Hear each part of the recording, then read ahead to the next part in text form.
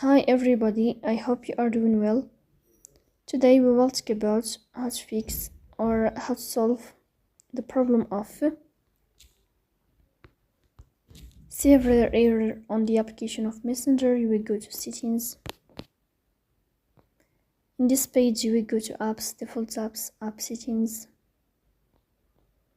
Here you will search about the application of Messenger and you will click here. In this page of app info, you will go to first stop and you will click OK. Here you will enter to storage. Then we click on clear cache.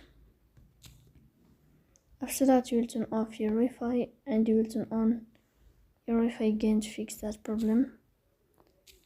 So that's all. Don't forget to support us by like and subscribe.